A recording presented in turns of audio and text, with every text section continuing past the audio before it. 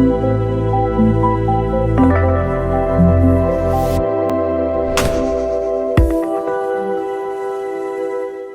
मालिक, प्रिय साधक, मैं doctor Satya holistic life mission में आप सभी का हार्दिक स्वागत करता हूं।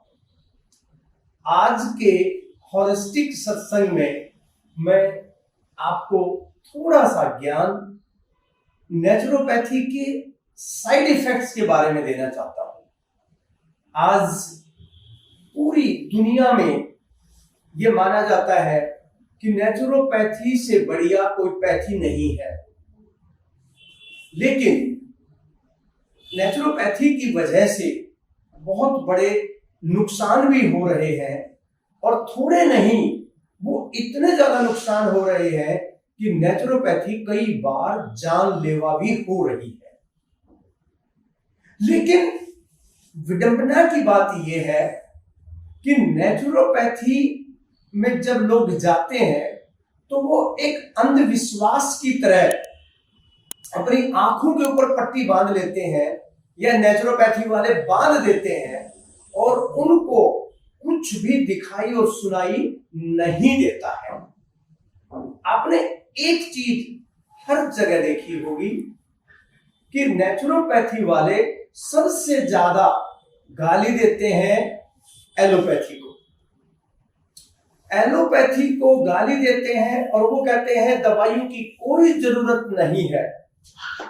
और मैं ये कहता हूं, सवाल ये है ही नहीं कि दवाई की जरूरत है या नहीं है, लेकिन नेचुरोपैथी वालों का जो अल्प ज्ञान होता है, कम ज्ञान की वजह से वो ऐसी बातें करते हैं कि हम चाहें या ना चाहें धीरे धीरे करके उनके जाल में ऐसे फंस जाते हैं कि हमें निकलने का रास्ता नहीं मिलता है। तो सबसे पहले मैं थोड़ा सा आपको बता दूं कि नेचुरोपैथी है क्या।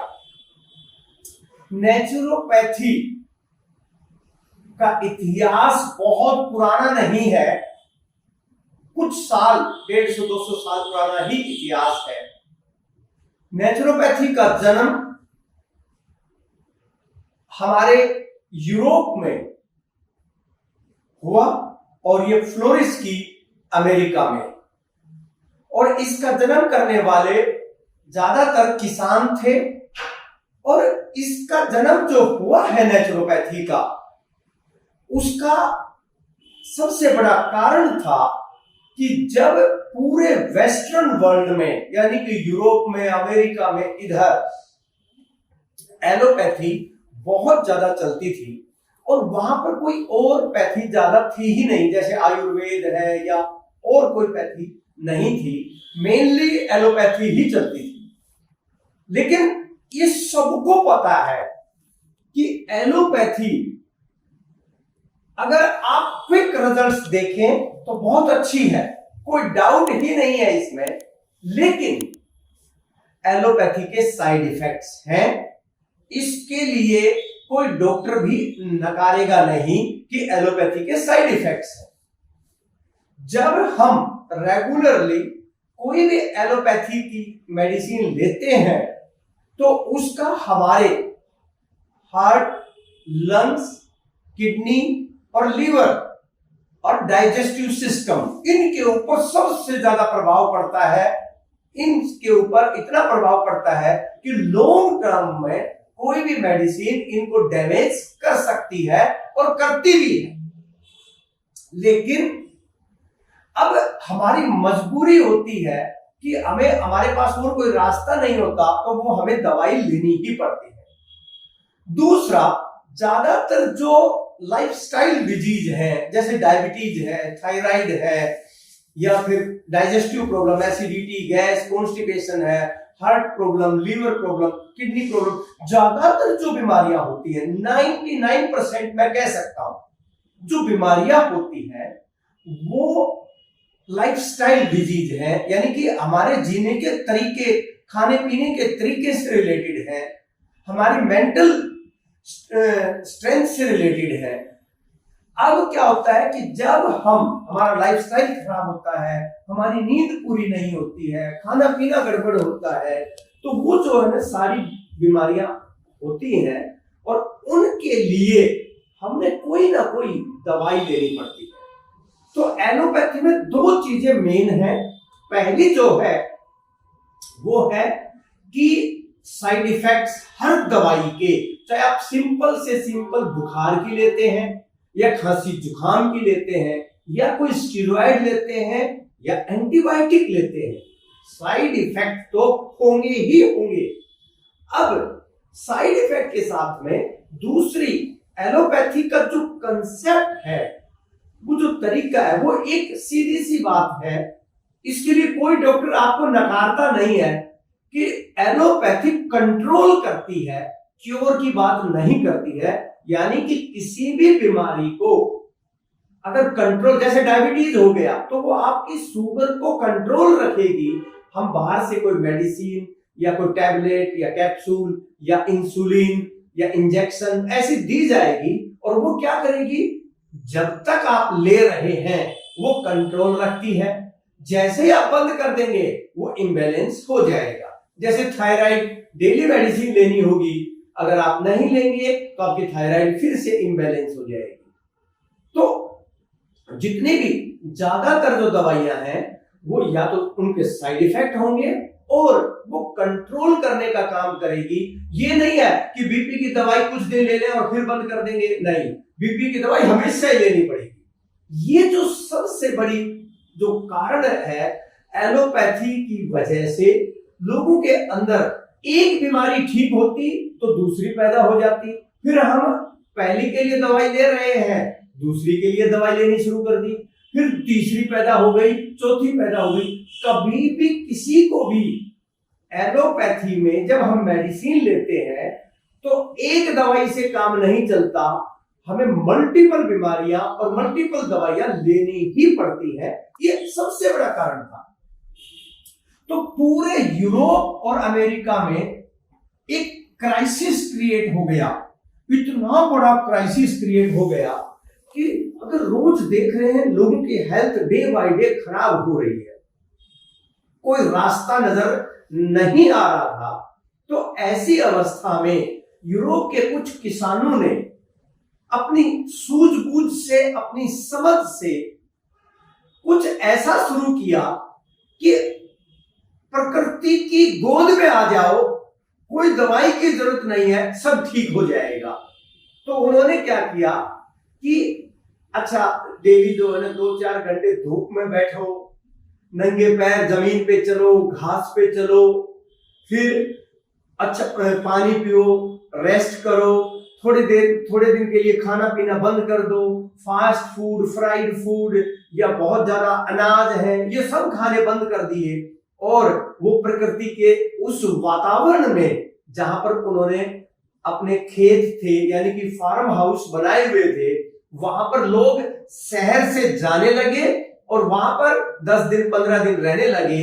और आपको पता है जब एक आदमी 10 दिन 15 दिन कहीं पर एक आश्रम की कंडीशन में जाके रहता है, पहली बात उसको कोई काम नहीं करना, मतलब मेंटली कोई डिस्टरबेंस नहीं है। दूसरी बात फिजिकली जो है ना वो एक ऐसे वातावरण में रह रहा है जहां पर शांति ही शांति है। और फिर तीसरी बात कुछ ऐसा अनहेल्दी फूड खा नहीं रहा है। फिर वो ज्यादातर जो नेचुरोपैथी वाले कच्ची चीजें खिलाते हैं तो ये चीजें ज्यादा होती थी। तो ऐसी अवस्था में नेचुरोपैथी की वजह से बहुत सारे लोगों को, मैं ये नहीं कहूंगा सबको बेनिफिट मिला, लेकिन बहुत सारे लोगों को वहां पर ये बेनिफिट मिला और उनकी बीमारियां ठीक होने लगी और उनको दवाइयों की जरूरत नहीं पड़ी। तो वो कोई 1 महीना 2 महीना 3 महीना 6 महीना जैसी प्रॉब्लम होती वो वहां रहने लगे और ठीक होने लगे। इस प्रकार से नेचुरोपैथी का जन्म हुआ। अब उन्होंने इस प्रोसेस को थोड़ा मदद करने के लिए कुछ और चीजें ऐड कर दी इसमें, जैसे मड थेरेपी यानी कि मिट्टी के पैक लगाना, मिट्टी का लेप लगाना, मिट्टी से नहाना, मड बाथ ये कर दिया। फिर कुछ पानी की क्रियाएं शुरू कर दी, एक टब बना दिया, पानी में बैठ जाओ। फिर अनीमा यानी कि पेट साफ करने के लिए। तो ये कुछ ऐसी चीज थे। फिर धूप में है, हवा में है, फास्टिंग, फास्टिंग बहुत एक नेचुरोपैथी का मेन साधन बना। तो ये बहुत सिंपल है नेचुरोपैथी, 2-3 घंटे में पूरी नेचुरोपैथी सीखी जा सकती है। इसके लिए कोई डॉक्टर नहीं बनने की रिक्वायरमेंट कोई बड़ी है ही नहीं, कुछ है ही नहीं, ठीक है। तो नेचुरोपैथी में 2 चीजें मेन आई, एक डाइट के ऊपर फोकस, दूसरा रेस्ट करने के ऊपर, और नेचुरल जो चीजें हैं जैसे धूप, पानी, हवा, मिट्टी, इनकी जो है ना मदद ज्यादा ली गई और रेस्ट किया गया। तो इस प्रकार से अगर देखें तो नेचुरोपैथी में यही ट्रीटमेंट का एक मेन माध्यम था। लेकिन जब नेचुरोपैथी अमेरिका में गई तो उन्होंने और थोड़ा टेक्निकल तरीके से, साइंटिफिक तरीके से इसको डेवलप करने की कोशिश की। और नेचुरोपैथी का मतलब क्या निकला कि किसी भी तरह की मेडिसिन या ड्रग्स की रिक्वायरमेंट नहीं है, 100% नेचुरल। ये जो है नेचुरोपैथी का मेन मकसद था। तो अब ये सब कुछ चल रहा था, अमेरिका में जाके इसने बहुत अच्छा फ्लोरिश किया। तो जब महात्मा गांधी यूरोप में रहते थे तो उस समय पर ये 90 की बात होगी, 1910 के आसपास की। तो वहां पर जब रहते थे तो उन्होंने नेचुरोपैथी को देखा, उन्होंने भी नेचुरोपैथी सीखी, उनको फॉलो किया। और जब वो इंडिया आए तो जब जो इंडिया की जो फ्रीडम मूवमेंट थी उसमें उन्होंने पार्टिसिपेट किया, तो साथ में वो नेचुरोपैथी को भी लेकर आए। और नेचुरोपैथी धीरे धीरे उनके आश्रम में होने लगी। जानवरों का इलाज, इंसानों का इलाज, सबका वो नेचुरोपैथी से ही करते थे। तो पहली बार जो नेचुरोपैथी हमारे देश में आई वो महात्मा गांधी लेकर आए। अब क्या हुआ, अब धीरे धीरे नेचुरोपैथी में एक बहुत बड़ी समस्या जो हमारे देश में है वो क्या है कि ज्यादातर लोग जो नेचुरोपैथी से जुड़े हुए हैं मोस्टली, वो एक तो उनका मेडिकल बैकग्राउंड नहीं है, पहली बात। दूसरी बात क्या है, ज्यादातर आप देखेंगे तो बहुत ज्यादा एजुकेटेड लोग नहीं है। यानी कि कोई बहुत थोड़ा सा उसने देखा नेचुरोपैथी, थोड़ा सा सीखा और नेचुरोपैथी फॉलो करना शुरू कर दिया। धीरे धीरे उसने उसको व्यापार बना लिया और दूसरे लोगों को भी सिखाना शुरू कर दिया। लेकिन चलो एक अवेयरनेस के लिए जनरल तो ठीक है, लेकिन जब बात आती है कि उसके टेक्निकल, मेडिकल और क्लिनिकल जो जब बात आती है, यानी कि जब किसी को कोई मरीज है, जैसे किसी को किडनी प्रॉब्लम है, किसी को लीवर प्रॉब्लम है या किसी को हार्ट प्रॉब्लम है, तो जनरल है कि हम सब जानते हैं कि हम हमेशा ये बोलते हैं कि अपना लाइफस्टाइल ठीक करो, डाइट थोड़ी सी ठीक करो, तो सब ठीक। नॉर्मली अगर देखेंगे तो 50% लोगों को आराम आ जाता है। क्यों? क्योंकि उनका लाइफस्टाइल बिगड़ा हुआ था, वो ठीक हो गया। लेकिन दिक्कत कहां आती है, जब पेशेंट होता है, कोई मरीज होता है, यानी कि बीमारी जिसकी ज्यादा है, तो बहुत बड़ी दिक्कत आती है। और वहां पर नेचुरोपैथी फायदा नहीं, न्यूट्रल भी नहीं है, वो बहुत बड़ा नुकसान पहुंचाती है। और इसमें नेचुरोपैथी में बहुत बड़े साइड इफेक्ट्स हैं, और वो मैं साइड इफेक्ट की आज आपसे बात करना चाहता हूं। सबसे बड़ा साइड इफेक्ट क्या है, नेचुरोपैथी उन लोगों के लिए है ही नहीं जो लोग पेन से गुजर रहे हैं। जैसे स्लिप डिस्क की प्रॉब्लम है, घुटनों में पेन है, सर्वाइकल की प्रॉब्लम है, बॉडी में पेन है। अगर वो नेचुरोपैथी की डाइट लेंगे, मैं गारंटी देता हूं 200% पेन उनका बहुत ज्यादा बढ़ जाएगा और वो एक ऐसी सीवियर कंडीशन में पहुंच जाएंगे जिसमें कोई डॉक्टर भी ठीक नहीं कर पाएगा। इसका बहुत बड़ा कारण है। कारण क्या है कि ज्यादातर पेन, अगर हम आयुर्वेद के हिसाब से देखें तो ज्यादातर जो पेन की प्रॉब्लम होती है ना, उन लोगों को होता है पेन जिन लोगों को वात की प्रॉब्लम होती है, वायु की प्रॉब्लम होती है। और आपको पता होना चाहिए कि जो नेचुरोपैथी की जो डाइट है, यानी कि कच्चा खाना, पत्तेदार सब्जी, ज्यादातर नेचुरोपैथी में कच्चा ही खिलाते हैं कि 12 बजे तक जो है ना आपको कच्चा खाना है, फिर एक टाइम रोटी खानी है, सैलड की एक प्लेट खानी है। आपको मैं बताता हूं, ज्यादातर जब कच्चे खाते हैं तो वो वात को बिगाड़ देता है, और वात बिगड़ने से पूरी बॉडी में पेन, स्लिप डिस्क की प्रॉब्लम, सर्वाइकल की प्रॉब्लम और बहुत सारी चीजें होती हैं। दूसरा, जिनको गैस्ट्रिक और एसिडिटी प्रॉब्लम होती है, यानी कि जिनको वात की वजह से गैस और कॉन्स्टिपेशन है वो भी बढ़ जाती है। जिन बहन भाइयों को पित्त ज्यादा होता है, नेचुरोपैथी की डाइट उनके पित्त को भी बढ़ा देती है। क्यों? क्योंकि वो ज्यादातर जो कच्चा खिलाते हैं और जिस तरीके का खिलाते हैं वो जो है ना पित्त को भी बढ़ा देता है, तो उससे डाइजेशन की प्रॉब्लम और हो जाती है। तो नेचुरोपैथी वात और पित्त के लिए तो बिल्कुल भी सूटेबल नहीं है। तो नेचुरोपैथी ज्यादातर उन लोगों के, अब जैसे मान लो किडनी पेशेंट है, मैं कितने लोगों को जानता हूं कि नेचुरोपैथी की वजह से किडनी के लोगों को, मतलब नॉर्मल किडनी की प्रॉब्लम थी, डायलिसिस तक पहुंच गई। मतलब ये हालात पैदा हो गई है कि डायलिसिस हो रहा है। अब दूसरी बात, जो बहुत ज्यादा मोटे हैं, जिनके अंदर कफ ज्यादा है, यानी कि जिनके अंदर वात और पित्त या तो बहुत कम है या है ही नहीं, अगर कफ ज्यादा है, बहुत ज्यादा मोटापा है, उनके लिए नेचुरोपैथी एक सुटेबल है, क्योंकि वो कच्चा भी खा सकते हैं, वो कम भी खा सकते हैं। अगर वो करते हैं तो उनका वेट कम हो जाता है। मैं एक चीज बताता हूं, नेचुरोपैथी में से वेट लॉस को हटा दो, नेचुरोपैथी के सारे सेंटर बंद हो जाएंगे।